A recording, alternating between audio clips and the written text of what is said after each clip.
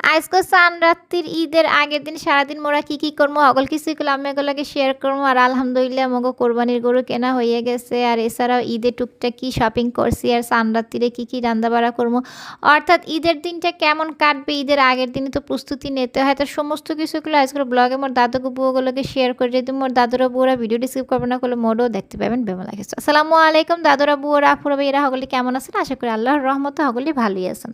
আরেকটা গেলো দুহিরে গেলাম ওরা একত্রে খাওয়া দাওয়া করতে বসছি টেবিলে। আর দেখা গেছে ইদানিং তো এককালেই ভিডিও দিতে আসছে না। মোর দাদুরা বুয়োরা মোর উপরে এত রাগ করিয়ে গোসা করিয়ে বইয়ে রয়েছে যে বলার বাহিরে। যে মুই কিরপিনি রেগুলার ভিডিও দিতে আসি না, হের উপরে এক বুয়ো আবার রাগ করিয়ে বলছে যে মুই দেখা যায় মাঝে মাঝে দিলে শর্ট ভিডিও দিতে আসি, লং ভিডিও বড় ভিডিও দিতে আসি না। তার বুয়োরা অপেক্ষায় থাকে যেহেতু শর্ট দিছে মনে হয় এই এর বড় ভিডিও আসবে, আর তো আহেরা বোঝে না, ইয়েলইও রাগ করে। তার মধ্যে ভালো লাগে, কিন্তু অসুস্থতার কারণে দেখা গেছে যে এখন রেগুলার এককালেই ব্লগ দিতে পারতেছি না। আর বিষয়টা এমন হয় যে একদিন দিলে রেগুলার দিতে ইচ্ছা করে যে কোনো কাজের ক্ষেত্রে, আর এক দুই দিন গ্যাপ গেলে কিন্তু ওই জিনিসের কাজের প্রতি আগ্রহ কমে যায়। তার মোর দাদুরা বুড়ো মোরে দোয়া করবেন মুই যেন সুস্থ হয়ে যায়। আর দেখা গেছে প্রত্যেকদিন আমিগুলোকে ব্লগ শেয়ার না করলে মোরও ভালো লাগে না। কি সুন্দর সুন্দর কমেন্ট করেন আমার ইয়ে পড়তো মোর ধারে কী যে ভালো লাগে।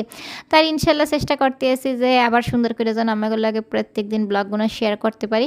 তা যেই হোক, এই যে এখানে করে দেখতে পেতেছিলাম ওরা খাওয়া দাওয়া করতে এসেছিলাম আর কথাবার্তা বলতে এসেছিলাম। আর খাবার টেবিলে বসলে দেখা যায় খাওয়ার পাশাপাশি অনেক ধরনের কথা রান্নাবান্না কিংবা এটা সেটা বলা হয় যে আর কী ধরনের রান্না করছিলাম আজকে হেই একটু শেয়ার করতে।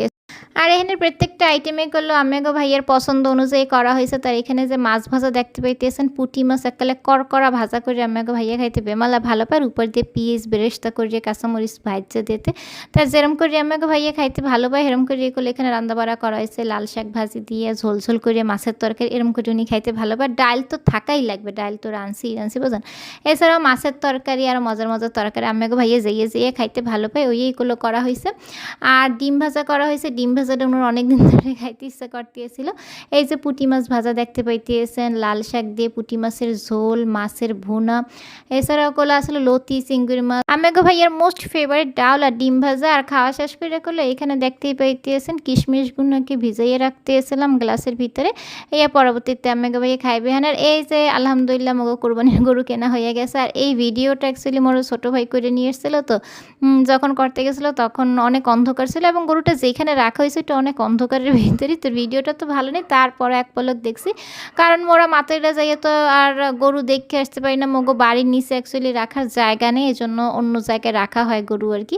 তাই যাই হোক আলহামদুলিল্লাহ কেনা হয়েছে, এটি অনেক বড় কথা। কুরবানি দিব আল্লাহর নামে, আল্লাহ তাআলা যেন কুরবানি কবুল করেন। তা যে আর এখানে টুকটাক কিছু শপিং করছে, এখানে 2টা